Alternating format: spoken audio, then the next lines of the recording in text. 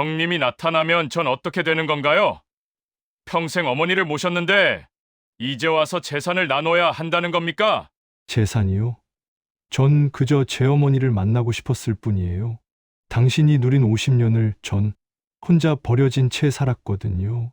그만해. 다 내 잘못이야. 내가 민수를 지켰어야 했는데.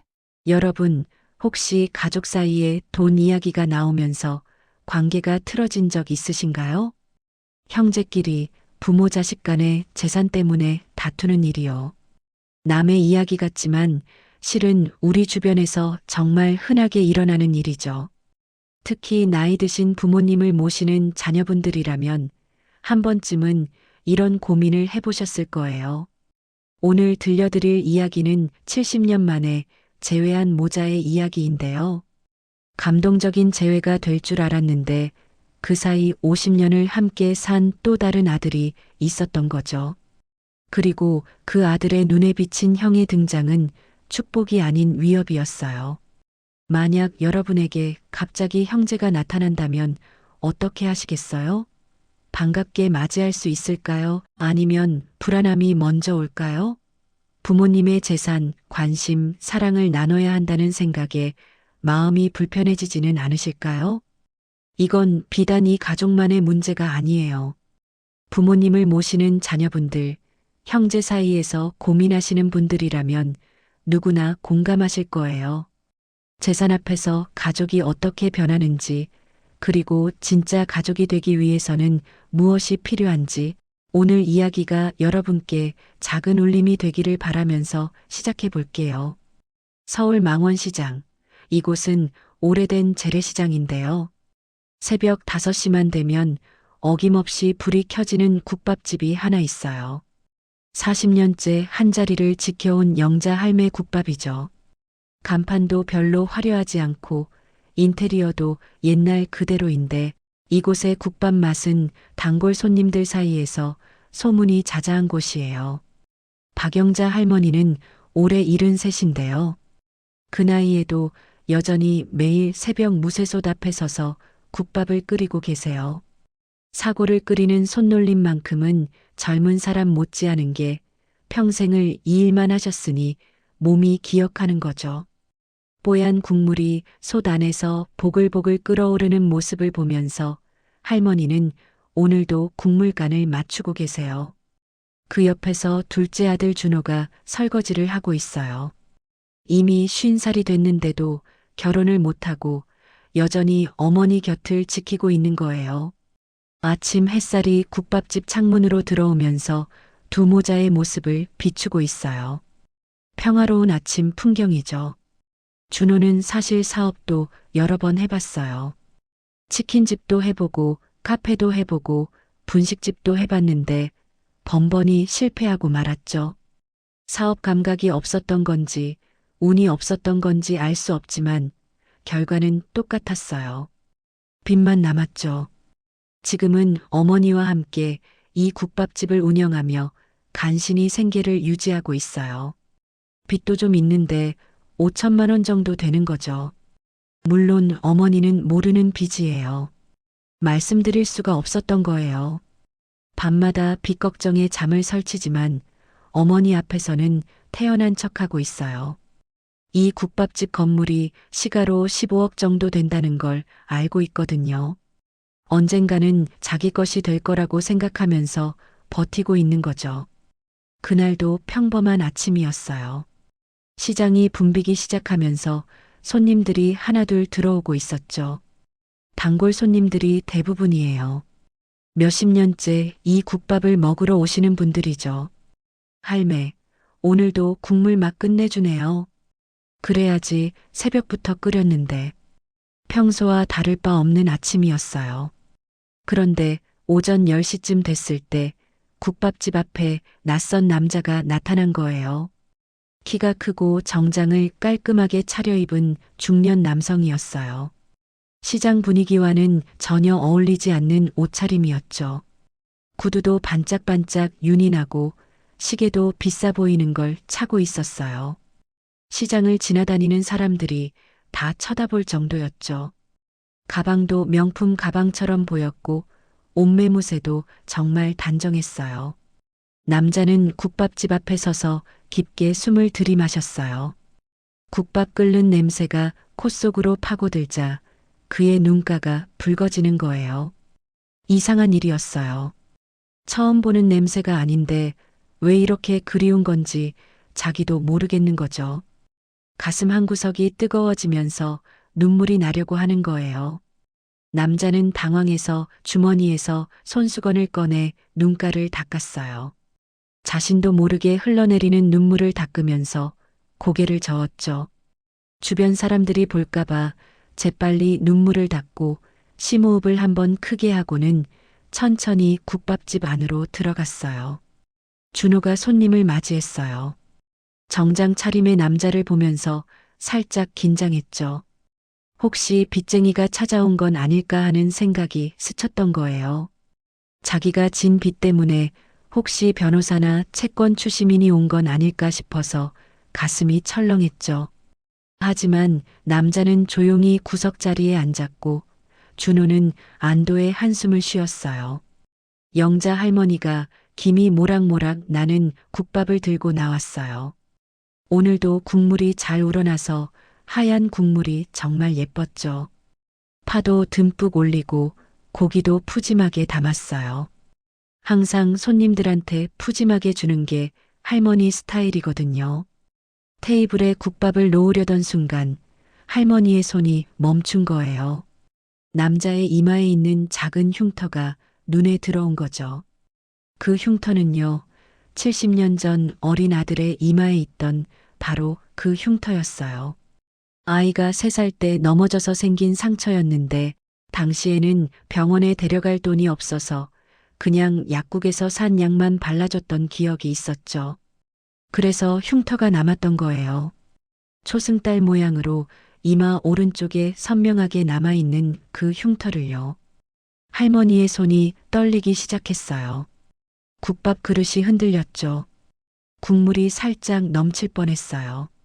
할머니는 남자의 얼굴을 더 자세히 봤어요. 이마, 코, 입술 모양까지 모든 게 그 아이와 닮아 있었어요. 아니, 그 아이가 자란 모습이었던 거죠. 할머니는 입술을 떨면서 겨우 말을 꺼냈어요. 손님, 혹시 그 흉터는?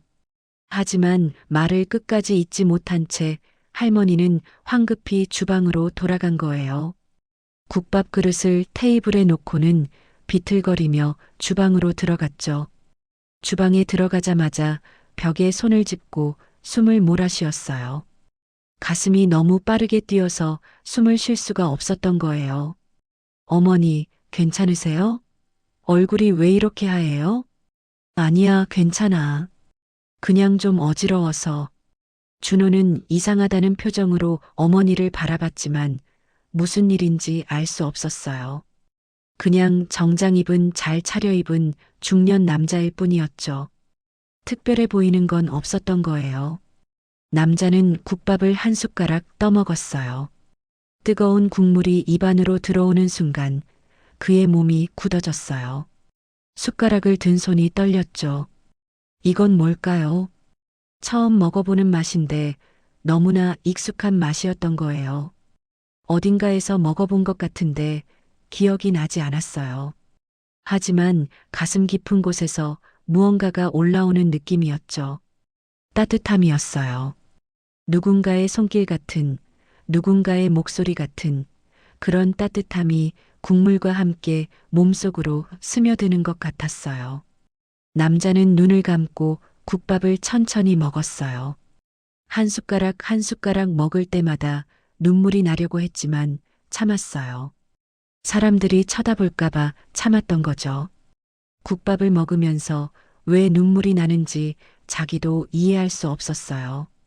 미국에서 53년을 살면서 수많은 음식을 먹어봤지만 이런 느낌은 처음이었어요. 양어머니가 해주신 음식도 맛있었고 유명한 레스토랑 음식도 많이 먹어봤지만 이 국밥은 달랐어요. 뭔가 그리운 맛이었던 거죠. 그렇게 국밥을 다 먹고 나서야 남자는 손수건으로 얼굴을 닦았어요. 손수건이 눈물로 젖어 있었어요. 국밥 한 그릇을 먹었을 뿐인데 왜 이렇게 마음이 벅찬 건지 알 수 없었죠. 계산을 하러 계산대로 갔어요. 준호가 계산을 받고 있었죠. 남자는 돈을 내면서 조심스럽게 물었어요. 할머니를 잠깐 뵙고 싶은데 가능할까요? 준호는 경계하는 눈빛으로 남자를 바라봤어요. 역시 뭔가 있는 사람이었던 거죠. 무슨 빚쟁이나 사기꾼이 아닐까 의심스러웠어요. 무슨 일이신데요? 저희 어머니랑 무슨 일 있으세요? 개인적으로 여쭤볼 게 있어서요. 중요한 일이에요. 남자의 눈빛은 정말 간절했어요. 빚을 받으러 온 사람의 눈빛이 아니었던 거죠. 영자 할머니가 앞치마를 벗으며 나왔어요. 손이 여전히 떨리고 있었죠. 남자는 주머니에서 오래된 흑백 사진 한 장을 꺼냈어요. 낡고 구겨진 사진이었는데 어린 남자아이가 한 여자의 손을 잡고 서 있는 사진이었던 거예요. 사진 속 여자는 젊고 마른 모습이었어요. 치마 저고리를 입고 있었고 옆에 서 있는 아이는 너무 말랐어요. 배가 볼록 나온 게 영양실조처럼 보였죠. 두 사람 모두 웃고 있지 않았어요. 그저 카메라를 바라보고 있을 뿐이었어요. 혹시 이 사진 속 여자분이 할머니이신가요? 사진을 본 영자 할머니의 얼굴이 하얗게 변했어요. 그 사진은 70년 전 고아원에 아들을 맡기기 직전에 찍었던 사진이었던 거예요. 한 장밖에 없던 사진이었는데 고아원에 맡길 때 아이에게 쥐어줬던 거죠.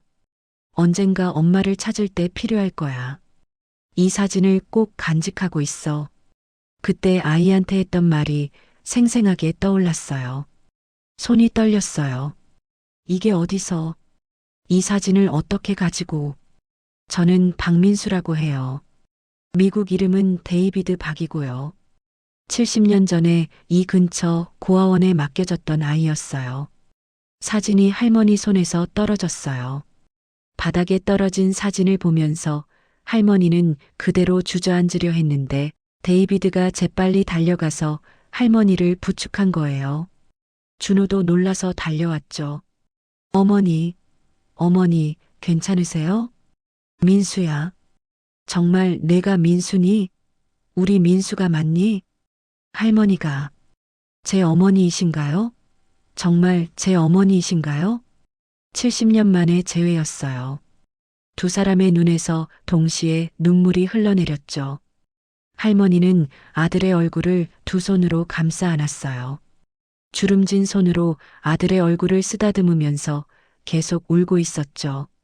준호는 옆에서 그 광경을 멍하니 바라보고 있었어요.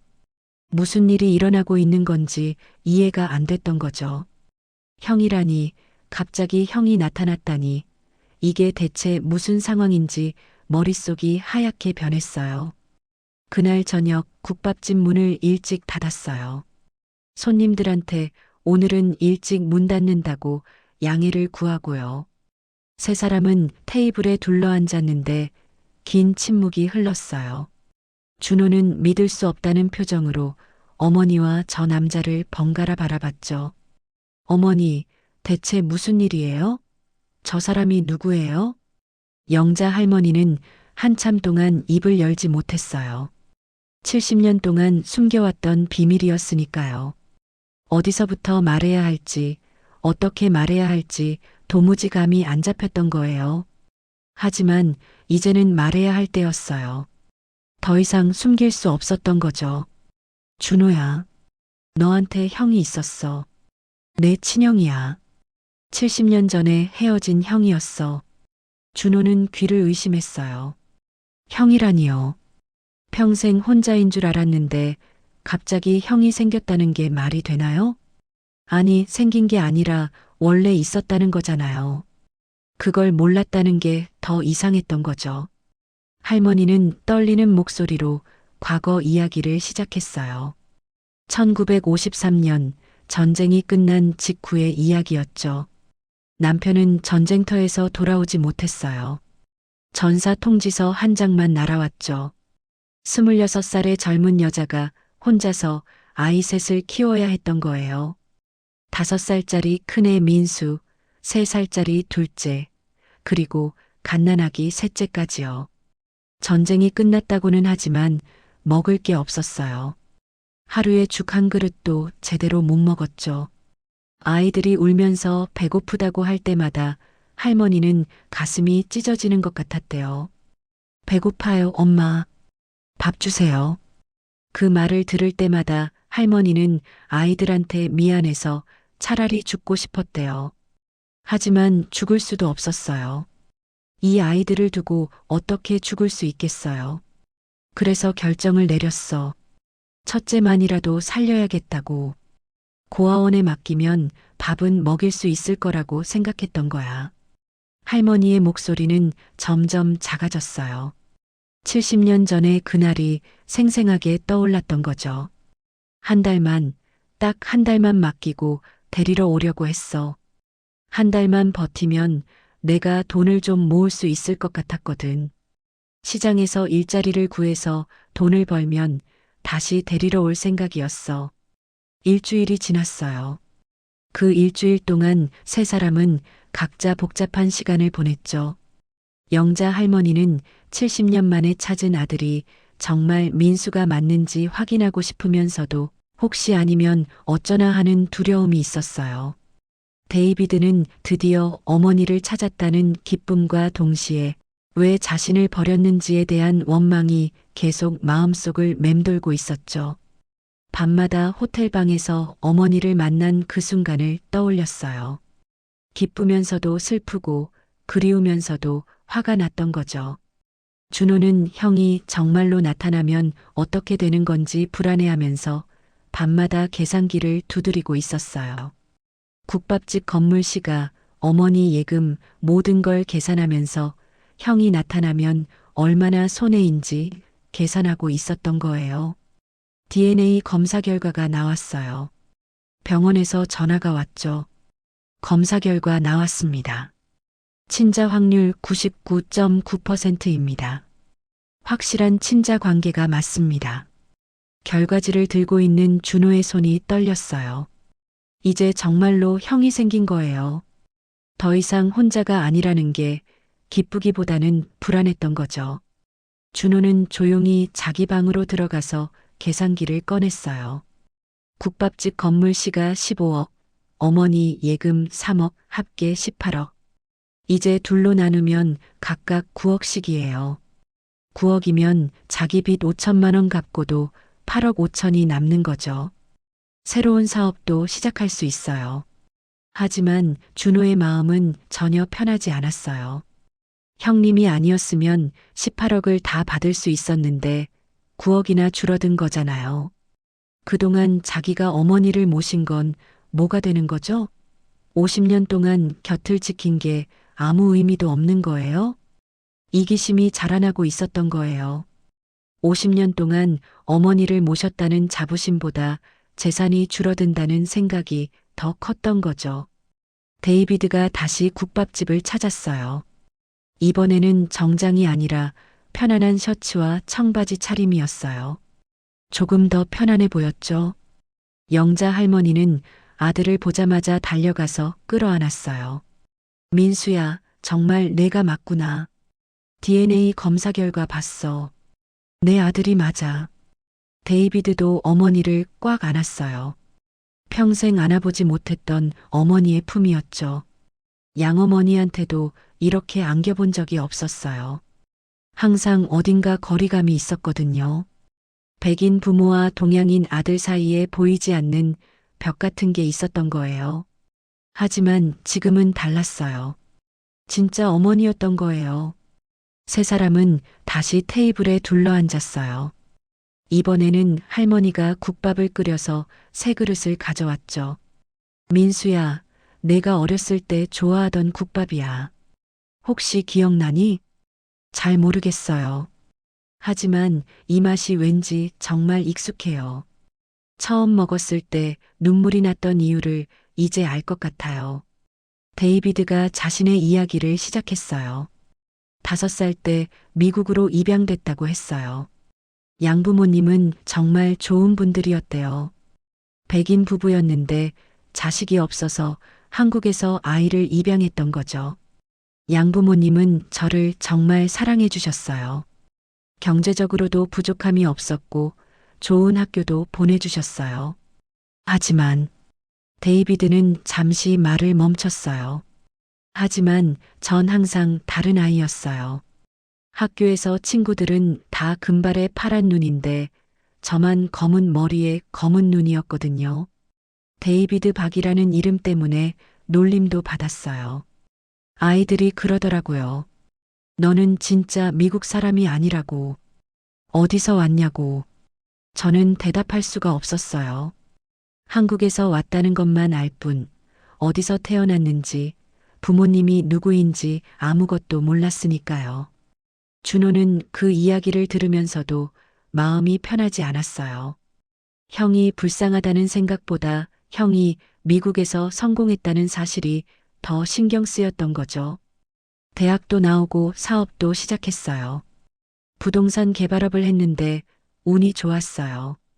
LA에서 건물을 몇 개 가지고 있고 집도 좋은 동네에 있어요. 이 말을 들은 준호의 눈빛이 변했어요. 역시 형은 부자였던 거예요. LA에 건물을 여러 개 가지고 있다니 돈 걱정은 전혀 없는 거잖아요. 결혼하고 딸 둘을 낳았어요. 그 아이들이 자라면서 물어보더라고요. 아빠, 할머니는 어디 계세요? 외할머니는 있는데 친할머니는 왜 없냐고요. 데이비드의 목소리가 떨렸어요. 그 질문에 대답할 수가 없었어요. 모른다고, 할머니가 어디 계신지 아빠도 모른다고 말해야 했어요. 딸들이 물어볼 때마다 너무 비참했던 거예요. 50대가 되어서야 결심했어요. 제 뿌리를 찾아야겠다고. 입양 기록을 추적하는 데만 2년이 걸렸어요. 고아원터를 찾아가고 주변 사람들한테 물어보고 그렇게 어머니를 찾았어요. 데이비드는 잠시 말을 멈췄다가 목소리를 높였어요. 그런데 어머니, 한 가지만 물어볼게요. 왜 저만 보냈어요? 왜 동생들은 지키고 저만 고아원에 보낸 거예요?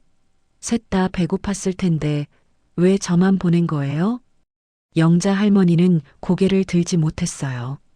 70년 동안 준비했던 대답이었지만 막상 아들 앞에서는 말이 나오지 않았던 거예요.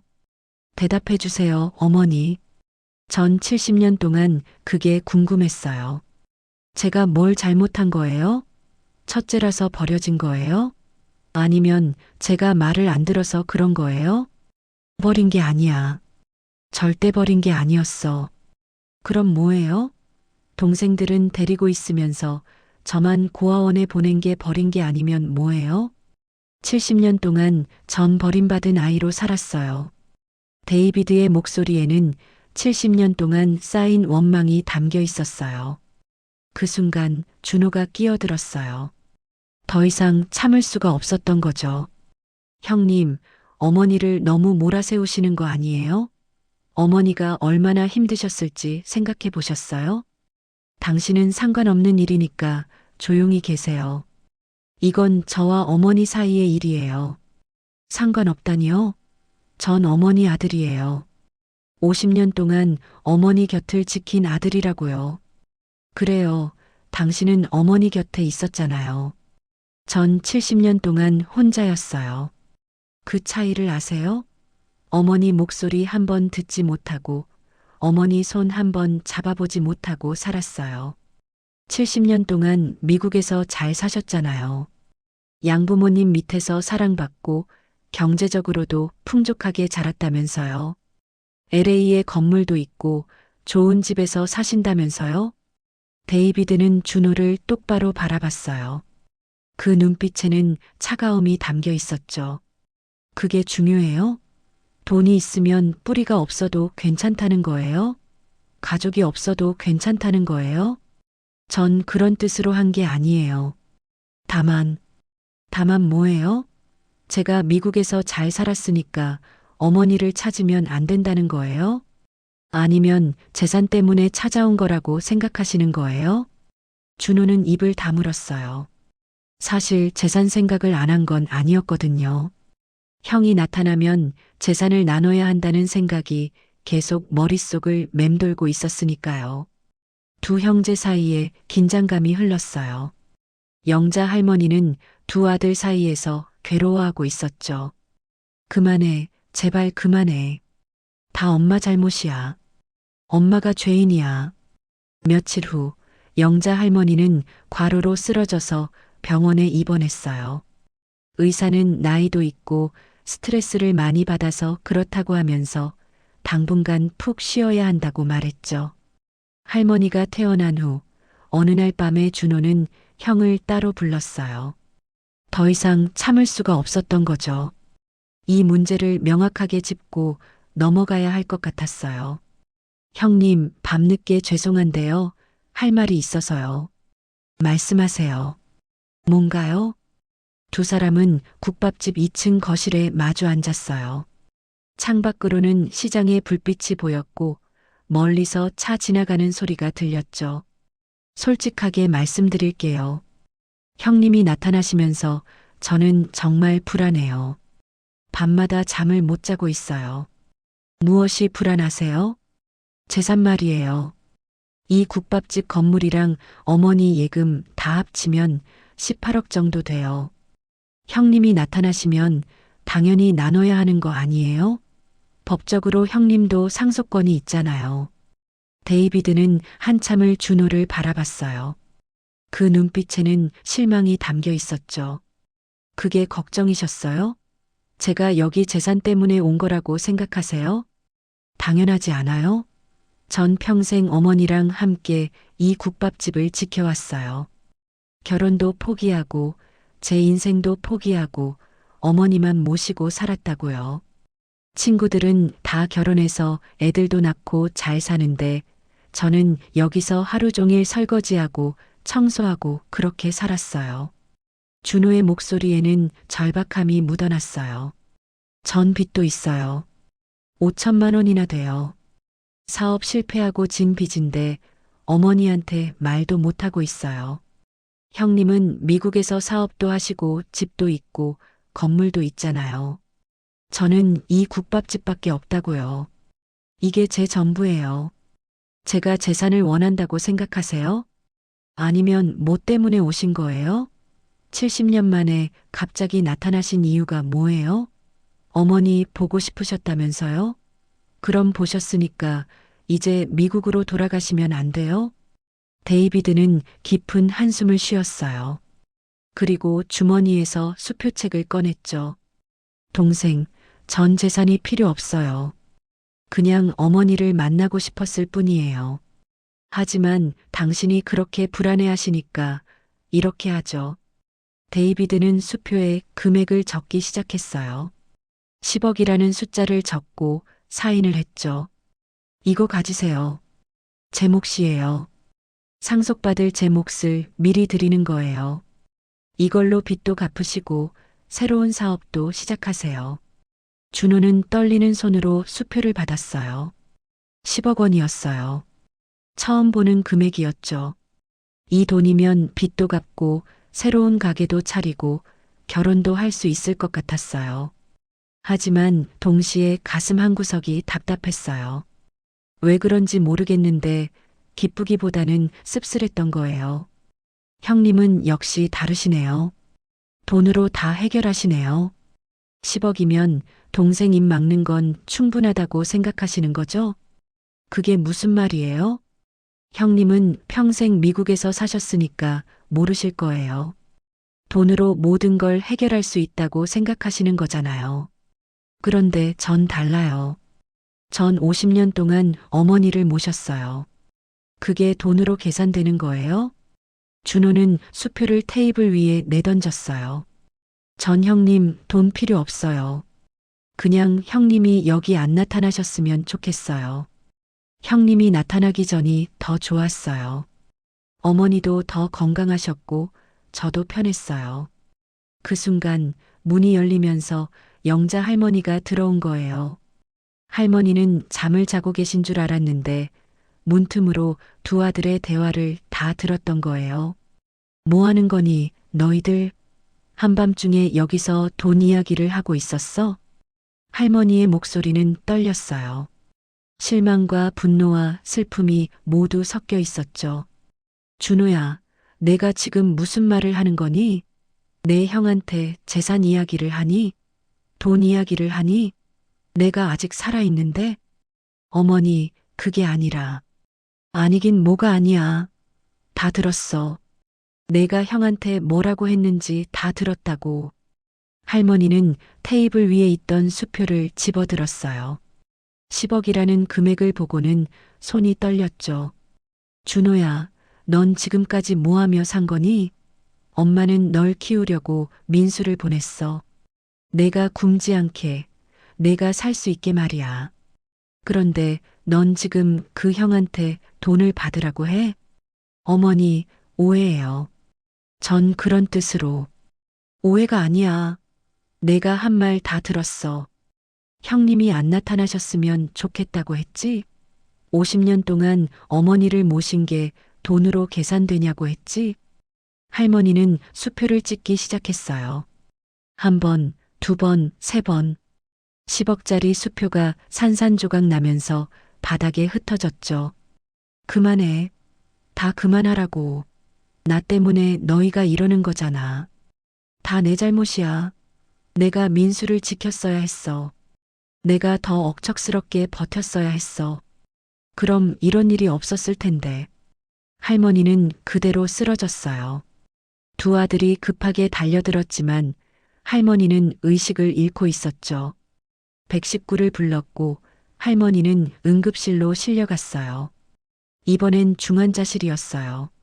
할머니는 산소호흡기를 쓰고 누워 있었고 여러 기계들이 삐삐 소리를 내며 할머니의 상태를 체크하고 있었죠.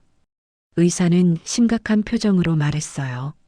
환자분이 나이도 많으시고 이번엔 정말 위험할 수도 있어요. 극심한 스트레스로 인한 심장 발작이에요. 다음 48시간이 고비예요. 데이비드와 준호는 중환자실 밖 복도에 앉아 있었어요. 긴 침묵이 흘렀어요. 두 사람 모두 말이 없었죠.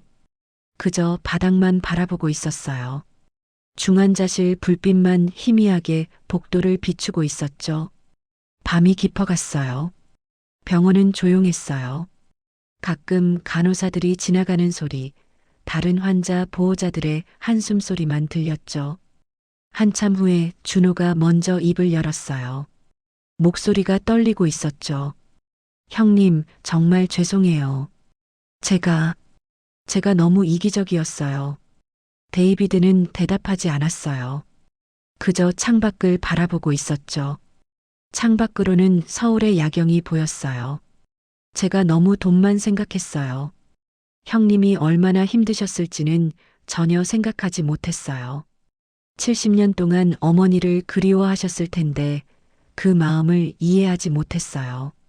준호의 눈에서 눈물이 흘러내렸어요. 사실 저는요, 무서웠어요. 정말 무서웠어요. 무엇이 무서웠어요? 데이비드가 처음으로 준호를 바라봤어요. 버려질까 봐요. 형님이 나타나면 제가 필요 없어질까 봐. 어머니가 절 버릴까 봐 무서웠어요.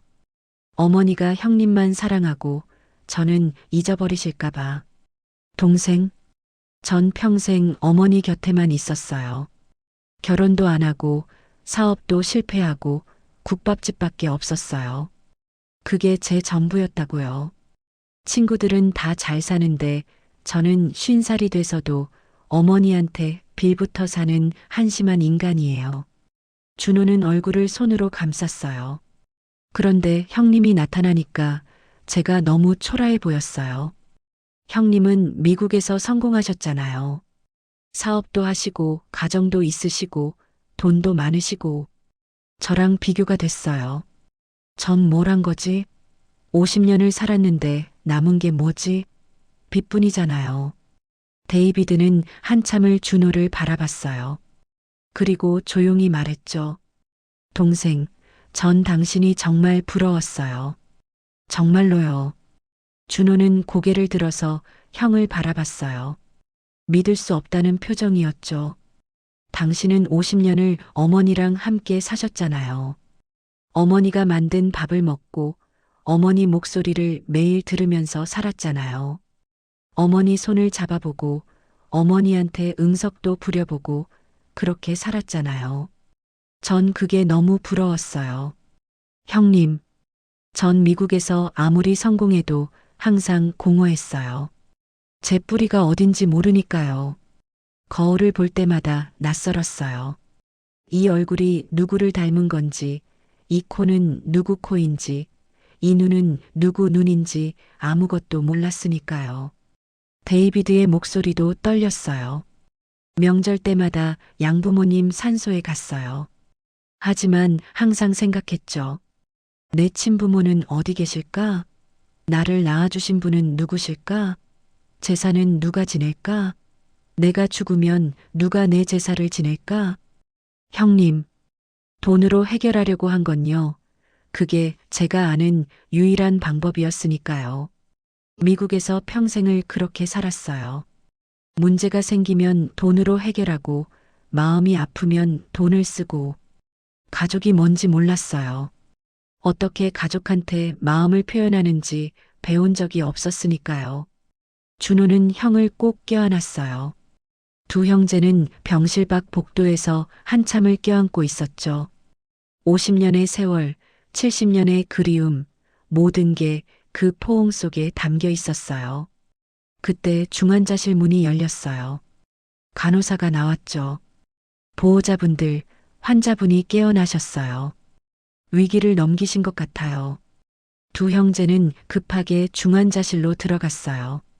영자 할머니가 산소호흡기를 벗고 두 아들을 바라보고 있었던 거예요.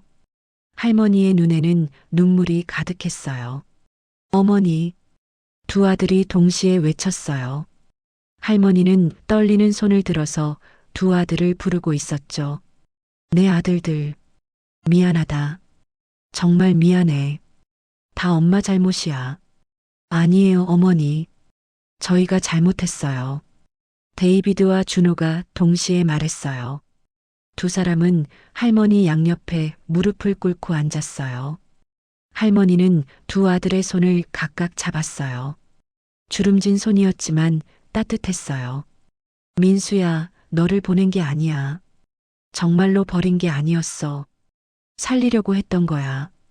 한 달만 맡기려고 했는데 엄마가 너무 무능했어. 너무 가난했어. 너를 찾으러 갈 여유도 없었던 거야. 알아요, 어머니. 이제 다 이해해요.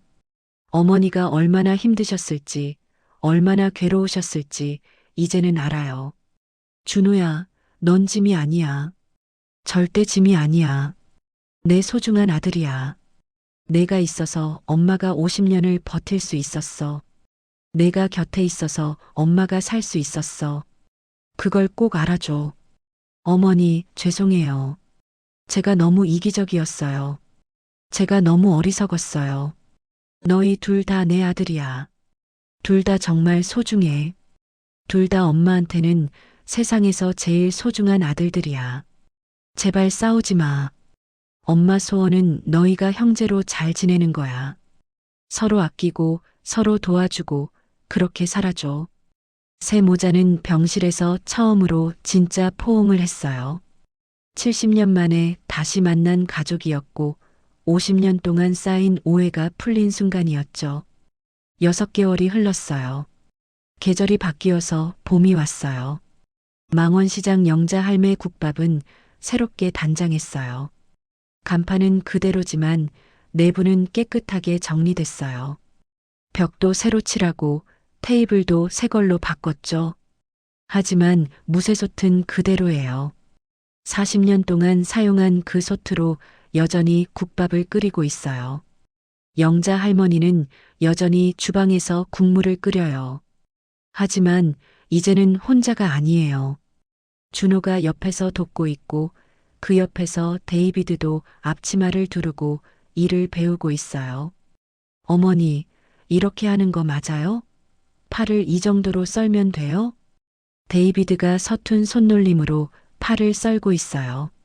미국에서 50년 넘게 살았지만 한국 음식 만드는 건 처음이거든요. 그래, 잘하고 있어. 우리 민수 손놀림이 좋네. 타고난 거야. 형님, 제가 도와드릴게요. 파는 이렇게 어스서스하게 써는 거예요. 준호가 옆에서 형을 도와주고 있어요. 두 형제의 모습이 정말 다정해 보여요. 점심시간이 되자 손님들이 하나둘 들어왔어요. 단골 손님들은 새로운 종업원을 보고 신기해했죠. 할매, 저 양반은 누구요? 새로 사람 뽑으셨어? 우리 큰아들이요. 미국에 살다가 돌아왔어. 아이고, 그래. 아들이 둘이나 있으시네. 복 많으시다. 손님들은 국밥을 맛있게 먹으면서 이런저런 이야기를 나눴어요. 국밥집은 항상 이렇게 따뜻했어요. 점심시간이 끝나고 세 모자는 테이블에 둘러앉아 함께 국밥을 먹었어요. 오늘도 국물 맛이 일품이에요. 어머니, 국밥 맛이 정말 예전 그대로예요. 제가 어렸을 때 먹던 바로 그 맛이에요. 정말 내가 기억하니 70년이나 지났는데 희미하게요. 이 맛을 기억하고 있었던 것 같아요.